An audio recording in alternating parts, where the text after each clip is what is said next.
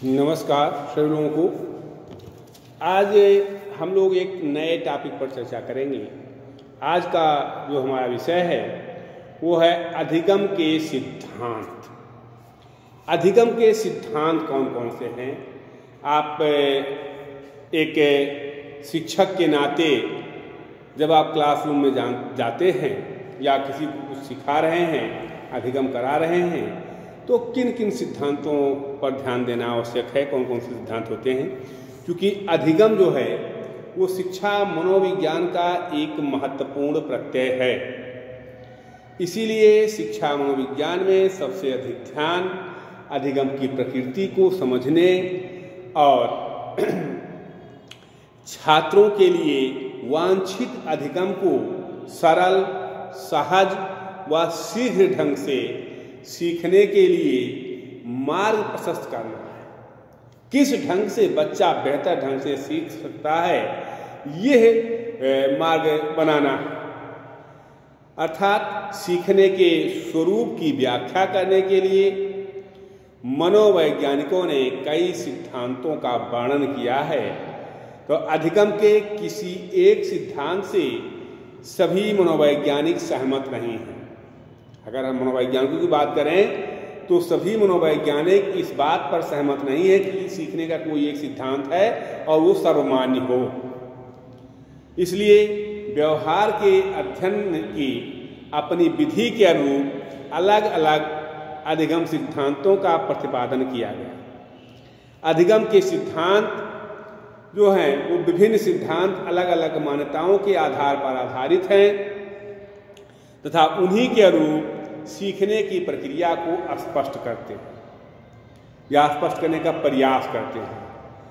यहाँ हम लोग अधिगम के सिद्धांतों का एक बायोडाटा बनाएंगे, एक चार्ट के माध्यम से, कि सीखने के जो सिद्धांत हैं वस्तुतः सीखने के दौरान सूचनाओं को ग्रहण करने, प्रक्रमित करने तथा बनाए रखने की प्रक्रिया को स्पष्ट करने एवं संप्रत्यात्मक आधार होते हैं। अधिगम के सिद्धांतों को दो प्रमुख भागों में बांटा जा सकता है। वो दो भाग कौन कौन से हैं, आइए हम लोग देख लेते हैं। यहाँ हम पॉइंट डालते हैं अधिगम के सिद्धांत। अधिगम के सिद्धांत यहाँ अधिगम के सिद्धांत।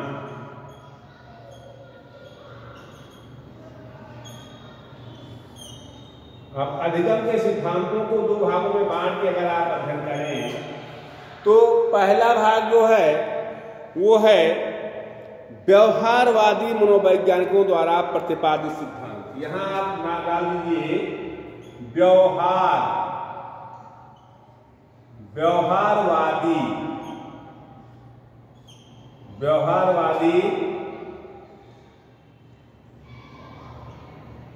मनोवैज्ञानिकों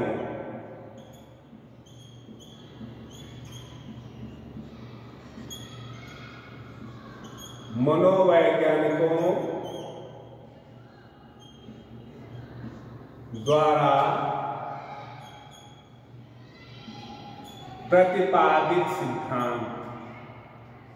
प्रतिपादित सिद्धांत। और जो दूसरा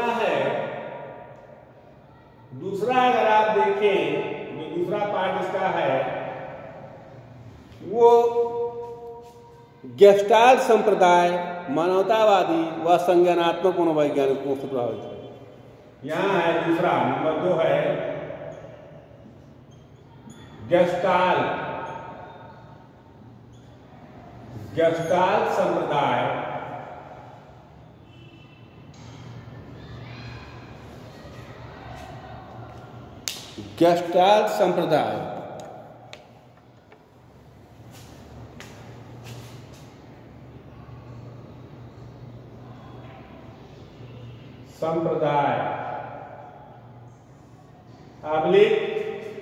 गेस्टाल्ट समुदाय और मानवतावादी व संज्ञानात्मक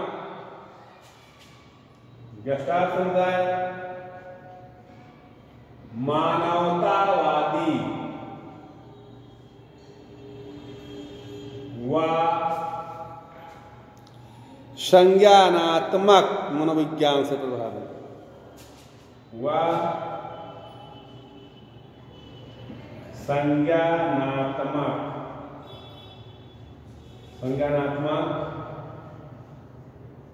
मनोविज्ञान से प्रभावित। अब आप देखिए, ये जो आपके व्यवहारवादी हैं, व्यवहारवादी सिद्धांतों में आप देखें तो इसे सहसंबंधवादी, संबद्धवादी सिद्धांत भी कहते हैं। इस वर्ग के अंतर्गत वस्तुतः जो सीखने की प्रक्रिया को उद्दीपक व अनुक्रिया के बीच के संबंध या बंधन बनाने के रूप में स्पष्ट करते हैं। संबंधवादी सिद्धांत मनोविज्ञान के व्यवहारवादी संप्रदाय से प्रभावित होकर मनोवैज्ञानिकों के द्वारा प्रतिपादित किया गया है। संबंधवादी वर्ग में जानते हैं कौन कौन आते हैं? इसमें आते हैं थार्नडाइक, नंबर 1 है थार्नडाइक।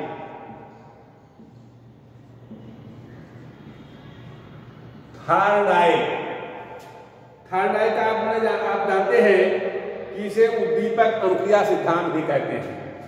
नंबर 2 आते हैं पावलोव का क्लासिकल अनुबंध सिद्धांत। पावलोव का क्लासिकल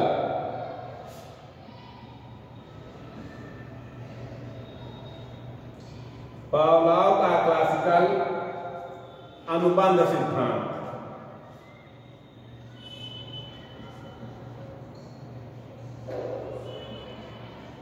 अनुबंध सिद्धांत। नंबर 3 आते हैं स्किनर का क्रिया प्रसूत अनुबंध सिद्धांत।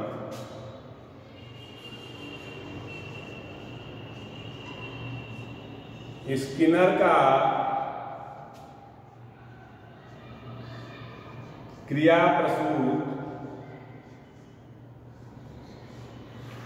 स्किनर का क्रिया प्रसूत अनुबंध सिद्धांत।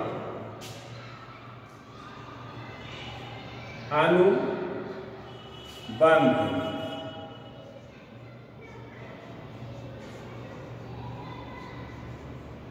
सिद्धांत। अगला आएगा हल्का प्रबलन।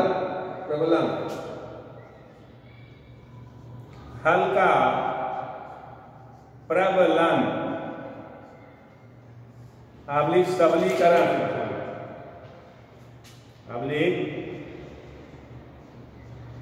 सबलीकरण सिद्धांत।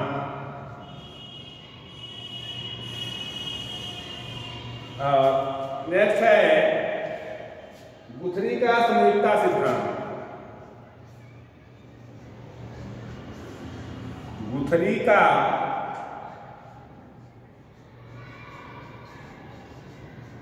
समीपता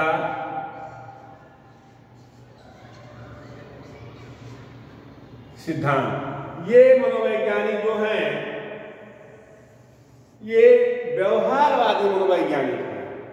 अब गेस्टाल्ट संप्रदाय व मानवतावादी और संज्ञानात्मक मनोविज्ञान से प्रभावित जो हैं, उसमें देखिए यहाँ ये ध्यान देने की बात है कि संज्ञानात्मक अधिगम सिद्धांत में संज्ञानात्मक सिद्धांत सीखने की प्रक्रिया में उद्देश्य, समझ व सूझ की भूमिका पर अधिक बल देते हैं।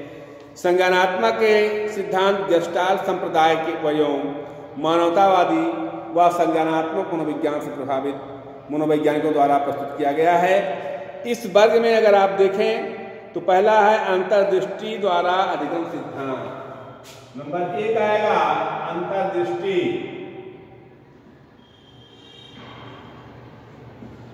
अंतर्दृष्टि द्वारा अधिगम सिद्धांत।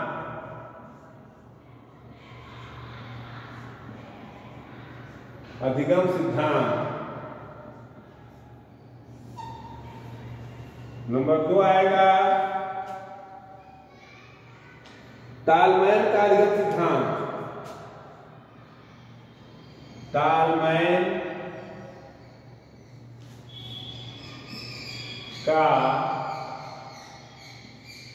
अधिगम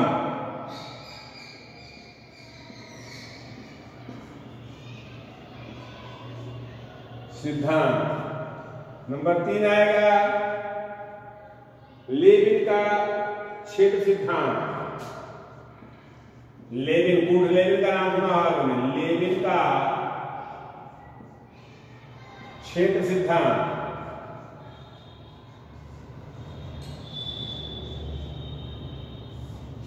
नंबर 4 आएगा बंडूरा का सामाजिक अधिगम सिद्धांत।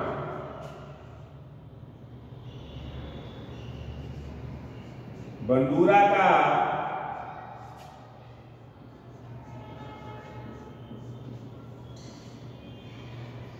सामाजिक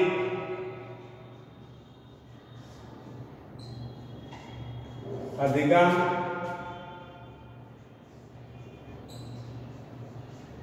सिद्धांत। अगला है मास्लो का मानवतावादी अधिगम सिद्धांत। मास्लो का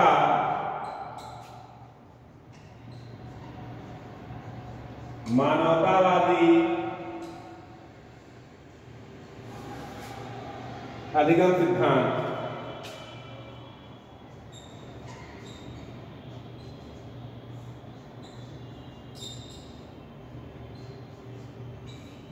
नेक्स्ट है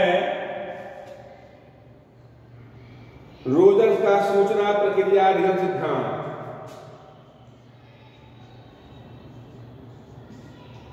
रोजर्स का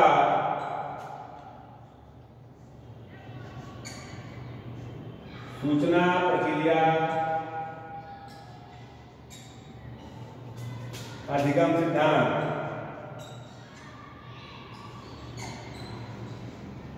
अधिगम सिद्धांत। नेक्स्ट है ब्रूनर का संज्ञानात्मक अधिगम सिद्धांत। ब्रूनर का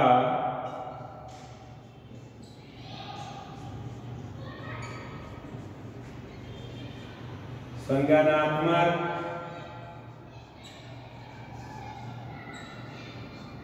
अधिगम सिद्धांत। नेक्स्ट है आशुबेल का संज्ञानात्मक सिद्धांत। आशुबेल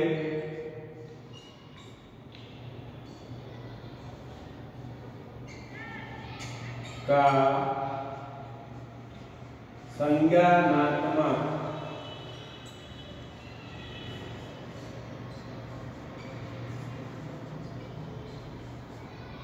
सिद्धांत।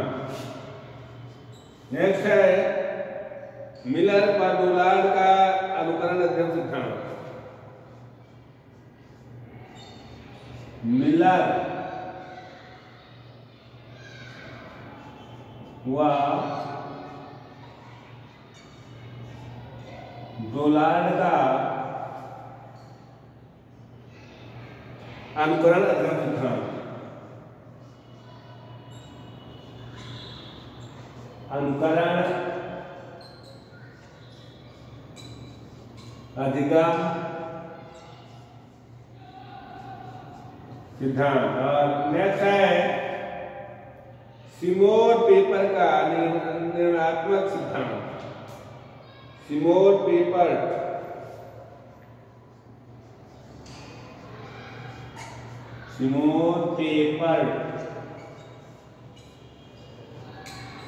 सिमोन पेपर का निर्माणात्मक अधिगम सिद्धांत। निर्माणात्मक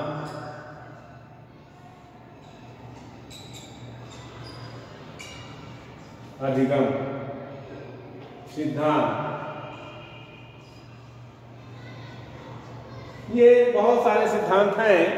हम यहां ये देखेंगे कि कौन कौन से सिद्धांत, इसको गेस्टाल्टवाद कहते हैं। इसको